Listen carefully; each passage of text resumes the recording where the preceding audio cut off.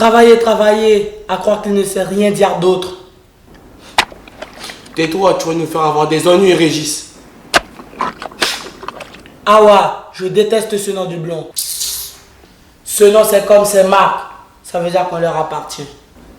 Reprends ton œuvre, ce satanique commodore va nous tomber dessus.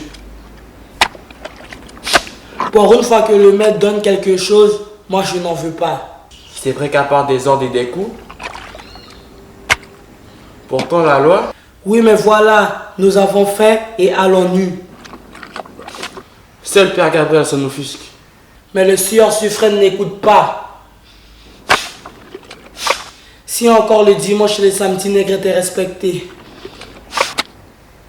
Nos abattis délaissés produisent peu. La nourriture manque encore quand la canne est à maturité. C'est défendu. Musilard de fer aux suceurs de canne. Pourtant la torture est interdite. Et qui pour réprimander les maîtres? Commandeur, la brimballe pour le sieur suffrêne. Oh oui, appliquez les 29 coups de fouet réglementaires. Je donnerai cher pour ce spectacle. Mais voilà, tu ne possèdes rien. Et oui, nègre d'atelier est la plus misérable des conditions. Hormis ce renégat de commandeur, dans l'atelier, personne n'a le sou. Je tiens pour sûr que sa peau nègre cache un cœur blanc.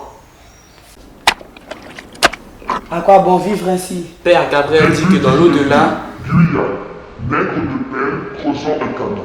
Le Tout-Puissant, que nous arrive-t-il? c'est magie blanche.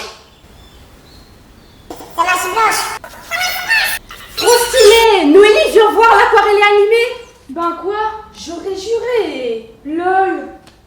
Ces malheureux travaillaient dans les terres basses, la pire des affectations.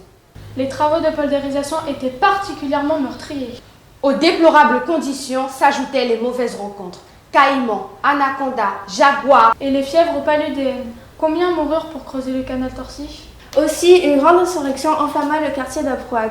Nicole, j'ignorais que tu étais là. À droite, on a le village nègre et un bâtiment de l'exploitation. Au pied du gros arbre, la maison du maître.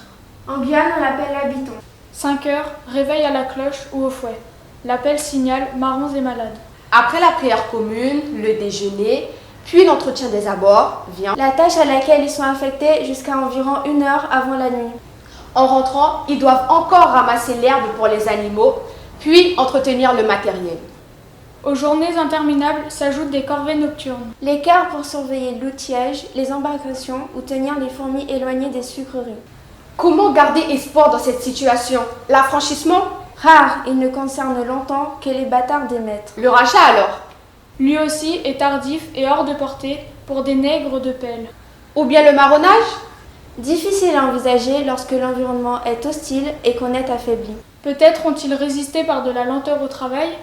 Tactique astucieuse qui les fit passer pour des gens au naturel paresseux. Une chance que l'esclavage appartienne au passé. Hélas non, des formes d'esclavage persistent de par le monde. Des affaires de travail forcé non rémunéré ont même défrayé la chronique guyanaise ces dernières années. Des employés de maison, de commerce et des prostituées ont subi l'esclavage moderne. Eh les filles, vous ne trouvez pas bizarre qu'il y ait Monsieur Artaud là? Mais que fait notre professeur d'histoire géo là? La flamme de l'égalité, dont le thème cette année est travailler en esclavage. C'est dingue, non? Travailler en esclavage, travailler en esclavage, travailler en esclavage. Monsieur Artaud, Oui, Noé Edwin? j'ai une idée à soumettre pour la flamme de l'égalité.